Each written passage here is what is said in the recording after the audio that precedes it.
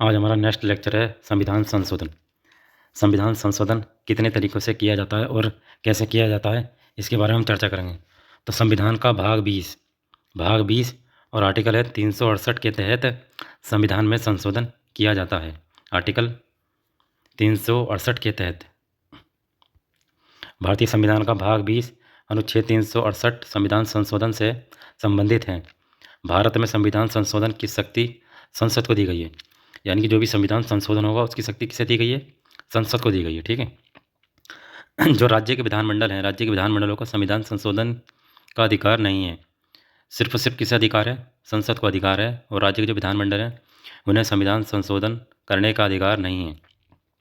संसद प्रस्तावना तथा मूल अधिकारों सहित संविधान के किसी भी भाग में संशोधन कर सकती है, किंतु संविधान के आधारभूत ढांचा यानी कि जो मूल ढांचा है, बेसिक स्ट्रक्चर है, में संशोधन नहीं कर सकती। और इसी के चक्कर में एक बात हुआ था, केशवानंद भारती बनाम केरल राजस्थान 1973 अनुच्छेद 368 के तहत संविधान संशोधन की शक्ति और प्रक्रिया दी गई है। संविधान संशोधन के लिए 3 प्रकार की प्रक्रिया का प्रावधान किया गया है। 3 प्रकार से संविधान में संशोधन किया जा सकता है। नंबर 1 है साधारण बहुमत द्वारा संशोधन, विशेष बहुमत द्वारा संशोधन और विशेष बहुमत और राज्यों के अनुसमर्थन द्वारा संशोधन। ये 3 प्रकार से संशोधन किए जाते हैं संविधान में। और किस तरीके से किए जाते हैं इसके बारे में हम पढ़ेंगे। तो पहला है संविधान साधारण बहुमत द्वारा संशोधन। किस तरीके से किया जाता है? ये पहला संशोधन और ऐसा बिल्कुल सरल संशोधन, आसानी से संशोधन किया जा सकता है संविधान में। संविधान के कुछ उपबंधों में संसद साधारण बहुमत से विधेयक पारित कर संविधान अनुच्छेद में निर्दिष्ट प्रक्रिया के अनुसार संशोधन कर सकती है। ठीक है। यानी कि साधारण बहुमत से तात्पर्य यह है कि सदन में उपस्थित और मतदान करने वाले आधे से अधिक सदस्यों के बहुमत से है। जैसे एक एग्जाम्पल मान लिया, जैसे 500 सदस्य हैं। ठीक है, 500 सदस्य सदन में उपस्थित हैं, तो इनके आधे सदस्य लगा लो 250 हुए। ठीक, 250 से आधे से अधिक यानी कि 251 हो जाए, 52 हो जाए, 53 हो जाए, इस तरीके से आधे से अधिक संविधान में साधारण बहुमत से संशोधन किया जा सकता है। यह सदन में उपस्थित कितने उपस्थित, जैसे 500 उपस्थित हैं, जैसे अगर मान लिया कोई 600 सदस्य हैं, 600 सदस्य में यदि 500 ही आए हैं तो उस 500 के आधे सदस्य 250 में 250 से ज़्यादा कितने हो सकते हैं? 51, 52, 53 जितने भी हो सकते हैं, उतनों का बहुमत इसमें जरूरी है। साधारण बहुमत से ही संशोधन हो सकता है इस तरीके। यह संशोधन की सबसे सरल प्रक्रिया है, किंतु इसके द्वारा किए गए संशोधनों को अनुच्छेद 368 के अर्थों में संशोधन नहीं माना जाता है। यानी कि इसमें जो संशोधन हुआ है साधारण बहुमत से उपस्थित और मतदान करने वाले आधे से अधिक सदस्य, जो भी संशोधन इस आधार पर होगा, और 368 के तहत संशोधन इसमें नहीं माना जाएगा। इसके तहत इसमें संशोधन नहीं होता यदि इसके द्वारा संविधान के कुछ उपबंधों में परिवर्तन किया जाता है। ये संविधान संशोधन साधारण विधेयक के समान होता है। कौन से उपबंध साधारण बहुमत से संशोधित किए जा सकेंगे, ये संबंधित अनुच्छेद या अनुसूची में ही बताया गया है। यानी कि साधारण बहुमत से जो भी संशोधन होगा, हमें किस तरीके से पता चलेगा किस किस में संशोधन किया जा सकता है, तो आपको कौन बताएगा? अनुच्छेद बताएंगे कि कौन सा अनुच्छेद में साधारण बहुमत से संशोधन किया जा सकता है। जैसे 2 है, 3 है, इस तरीके से। और अनुसूची में बताएगा किस तरीके से संशोधन किया जा सकता है। तो समझ में आई बात? साधारण बहुमत से संशोधन उन्हीं में किया जा सकता है जो आर्टिकल बताएंगे और अनुसूची बताएंगे। हमें इस पार्ट में संशोधन हमें करना है। साधारण बहुमत से संशोधित किए जाने वाले कुछ प्रमुख उपबंध अधोलिखित हैं। जैसे मैं तुम्हें बताऊं कैसे, जैसे अनुच्छेद के आधार पर आ जाए या अनुसूची के आधार पर आ जाए, किस तरीके से संशोधन किए जाते हैं। जैसे अनुच्छेद 2 ये कहता है कि संघ में नए राज्यों का प्रवेश, यानी कि जो भारत है इसमें नए राज्यों को यदि शामिल करना है तो आपको 368 की आवश्यकता नहीं पड़ेगी, ज़रूरत इसमें नहीं पड़ेगी। आप साधारण बहुमत से ही संशोधन कर सकते हैं। ये अनुच्छेद 2 में बताया गया है और साधारण बहुमत की आवश्यकता में पड़ती है। अनुच्छेद 3 में क्या है? नए राज्यों का निर्माण करना और वर्तमान राज्यों के क्षेत्र या नाम सीमा में परिवर्तन करना। ये आर्टिकल 3 है और इसमें संविधान संशोधन के लिए 368 की जरूरत नहीं पड़ती, साधारण बहुमत के आधार पर संशोधन हो जाता है। और नागरिकता से संबंधित प्रावधान अनुच्छेद 11, ये भी साधारण बहुमत से संशोधन किया जा सकता है। और राज्यों में विधान परिषद का सृजन करना या समापन करना, ठीक है, समाप्त करना, ये आर्टिकल 169 के तहत किया जाता है, जो साधारण बहुमत से किया जाएगा। यानी कि इसमें विशेष बहुमत की आवश्यकता नहीं पड़ती है। आर्टिकल 368 के तहत इसमें साधारण बहुमत के द्वारा संशोधन किया जा सकता है। अनुच्छेद 2, 3, अनुच्छेद 11, अनुच्छेद 169 के तहत। ठीक है। और इसके अलावा संघ राज्य क्षेत्रों के लिए विधानमंडल या मंत्री परिषदों का सृजन करना, आर्टिकल 239 का। राष्ट्रपति हो, उपराष्ट्रपति हो या न्यायाधीश हैं कि वेतन भत्ते हैं जो अनुसूची 2 में बताए गए हैं, इसमें जो भी घटाना हो बढ़ाना हो, इसमें संशोधन जो है साधारण बहुमत के द्वारा किया जाएगा, ठीक है नहीं। और जो पहली अनुसूची है, 5वीं अनुसूची है, 6वीं अनुसूची, 8वीं अनुसूची, इसमें जो भी संशोधन होगा वो संविधान के साधारण बहुमत द्वारा संशोधन होगा। इसमें 368 की ज़रूरत इसमें नहीं पड़ती है इन प्रावधानों में। तो ये साधारण बहुमत आपको समझ में आ गया होगा। साधारण बहुमत ऐसा एक सरल प्रक्रिया है, इसमें 368 आर्टिकल की आवश्यकता नहीं पड़ती है। इसमें संशोधन उसी हिसाब से किया जाता है जो अनुच्छेद दिए गए हैं, अनुसूची दी गई, उसी के आधार पर संशोधन इसमें किया जाएगा। और दूसरा है विशेष बहुमत द्वारा संशोधन, ये है, ठीक है, विशेष बहुमत द्वारा संशोधन। ये संशोधन ऐसा है जिसमें आर्टिकल के तहत संशोधन किया जाएगा, आर्टिकल 368 के तहत संशोधन किया जाएगा और इसमें विशेष बहुमत की आवश्यकता इसमें पड़ती है। वो तो था साधारण बहुमत, ये विशेष बहुमत।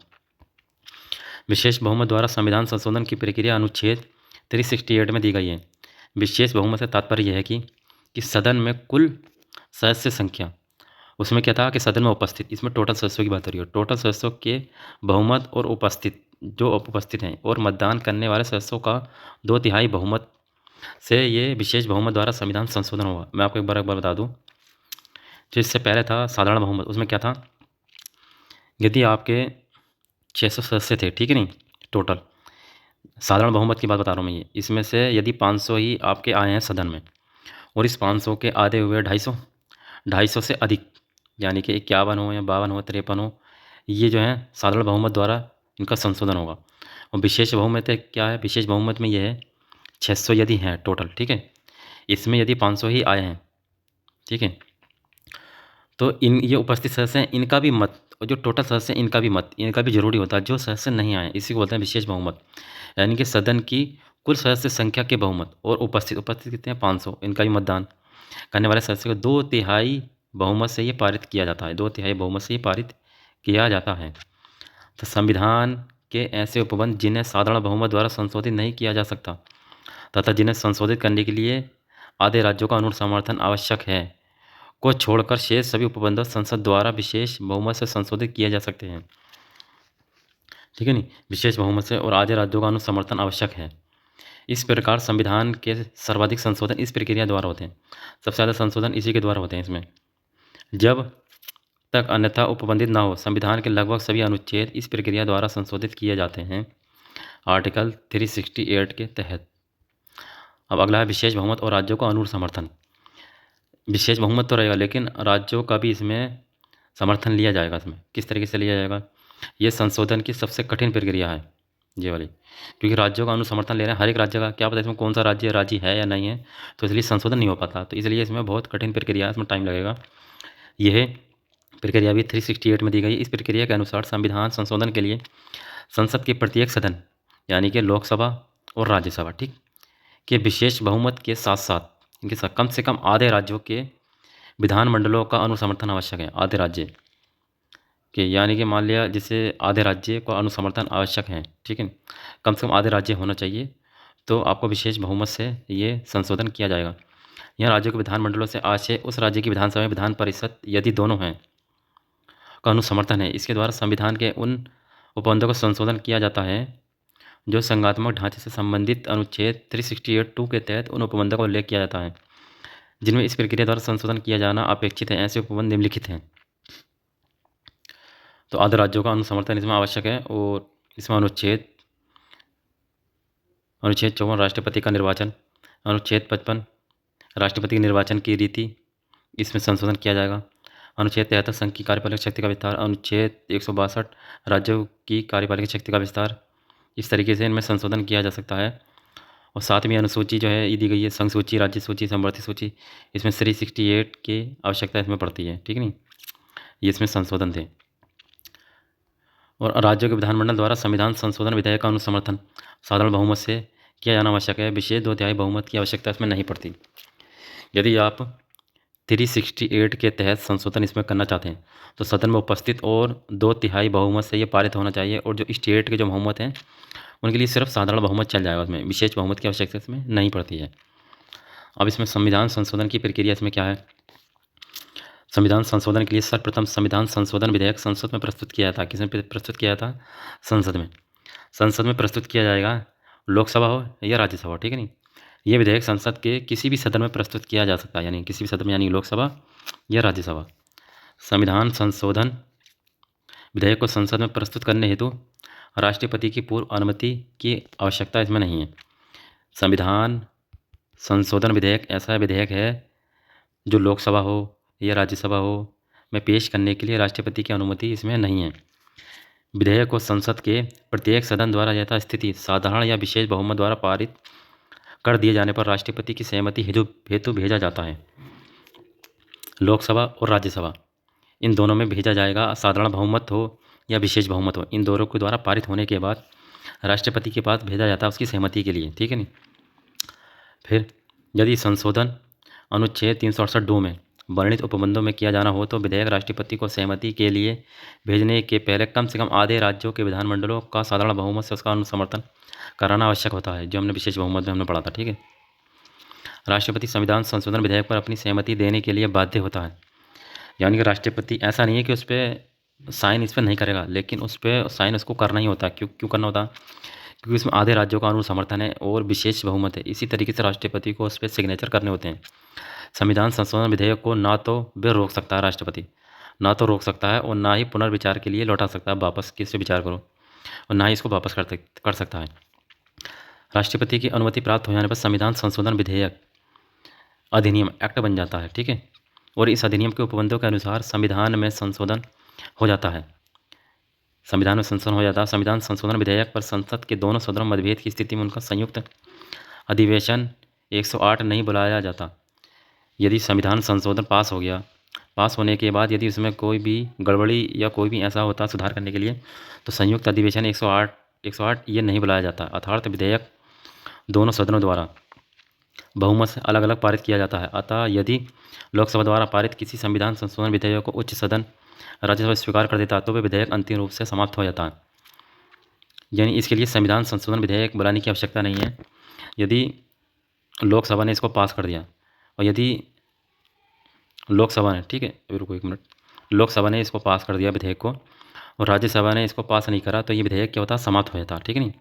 दोनों से पास होना इसमें आवश्यक है।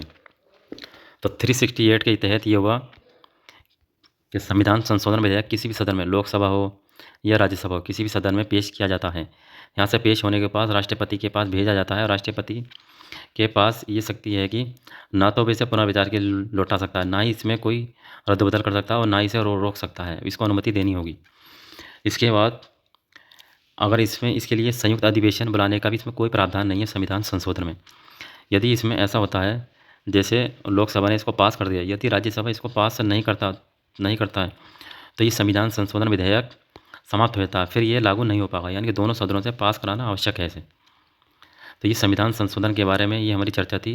आई होप आपको समझ में आया होगा। अब इसके बाद हम नेक्स्ट लेक्चर पढ़ेंगे। तो यह हमारा संविधान संशोधन था, ठीक है, भाग 20 अनुच्छेद 368। इसमें 3 प्रकार के संविधान संशोधन होते हैं: साधारण बहुमत से, विशेष बहुमत से और विशेष बहुमत और राज्यों के अनुसमर्थन से विशेष बहुमत। ठीक है, थैंक यू।